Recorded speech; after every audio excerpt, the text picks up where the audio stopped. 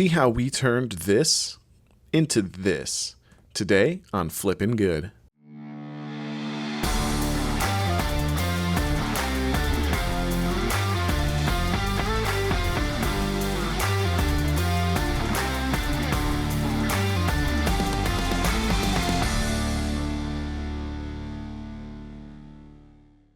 When we got this house, we discovered that the original hardwood floors were hiding beneath the old carpet. We needed to get rid of the carpet anyways because it was disgusting, but we were really excited to find that the floors were in salvageable condition. The only problem was that we've never restored hardwood floors before, and we were a little nervous about messing it up, so we decided that it would be best to call in an expert. He came out and was really knowledgeable and helpful, and we're excited to share his process of restoring the floors with you today. As you can see, they weren't looking too good, but the potential was there. The living room and dining room consisted of oak perimeters with a pine inlay, something that we learned was a common style back in the day. Here are two spots where you can tell that at one time there were floor registers for the return air ducts, but before they could put the carpet down, they had to move those registers to the wall, and they just patched those spots up with random pieces of wood. So at Derek's request, I prepped those spots before he came out by adding support underneath for him to be able to lay new boards onto. The first thing he did when he got started was a round of sanding. Next, he was ready to fill in those spots. He used a like species and cut them to the sizes that he needed, and then he nailed them into place.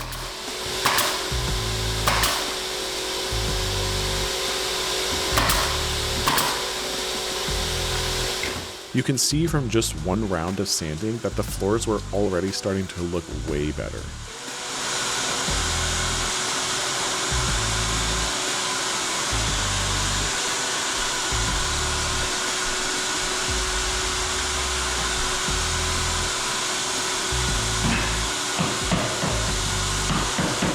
Next, he went around and filled in the smaller holes and cracks with wood filler, or as I call it, the forbidden peanut butter.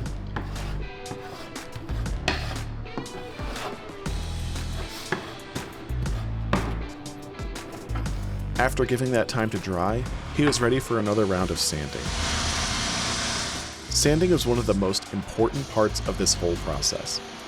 It served to remove any stains and smells and decades of built-up dirt and grime from the wood. He also employed a technique called cross-cutting, which helps to level out any uneven spots in the surface. Always sand with the grain of the wood. Sanding against the grain can damage the planks.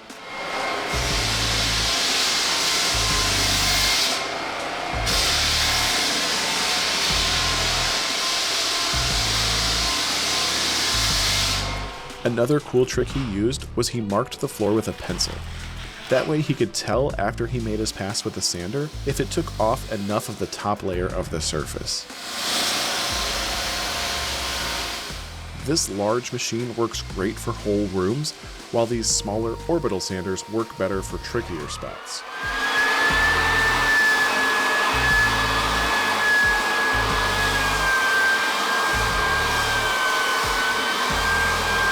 Derek informed us that the planks upstairs didn't have as much of their original thickness left, so he wouldn't be able to sand them down as much as he did in the living room and dining room. This meant that some of the bad stains weren't going to come out all the way, so at his recommendation, we had them stained a slightly darker tone. We really liked the tone we went with, plus it was going to help blend those stains in a little bit better. He started by going around the perimeter using a cloth. Look at that perfect wax-on, wax-off technique. After that, he used a small, soft patch of carpet and one of his floor machines to finish staining the rest of the room.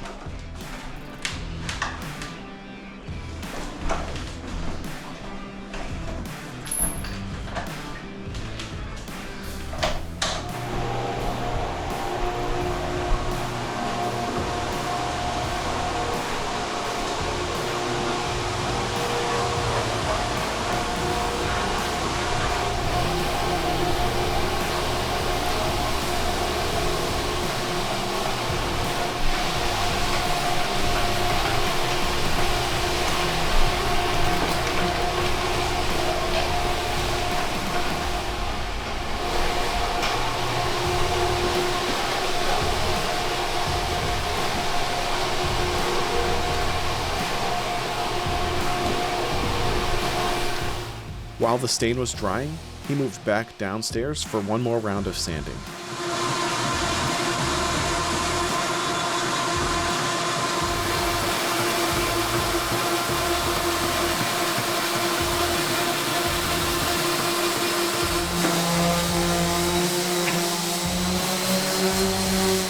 After a quick cleaning, he was ready for the next step, sealing the floors. The floor sealant seeps down into the pores of the wood to help seal them up and protect them.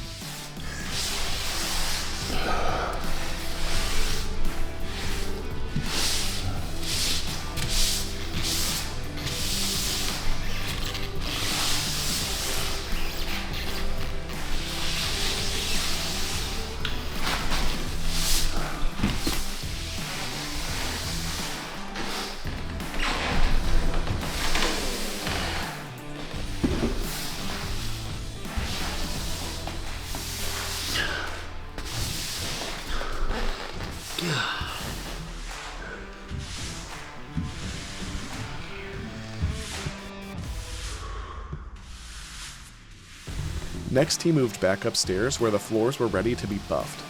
Buffing the floors basically involves using an abrasive pad to remove minor scratches and scuffs. It helps get the flooring surface ready for the last part of the hardwood floor refinishing project.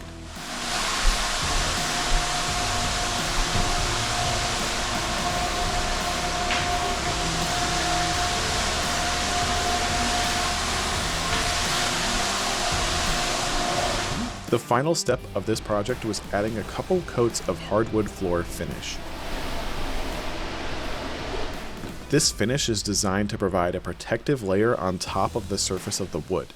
It also comes in a variety of sheens: matte, satin, semi-gloss, and high gloss or glossy.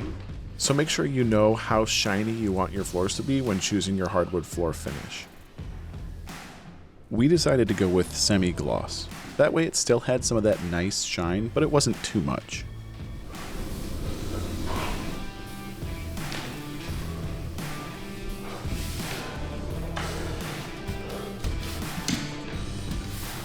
We also had him refinish the treads on the main staircase to help restore them to their former glory.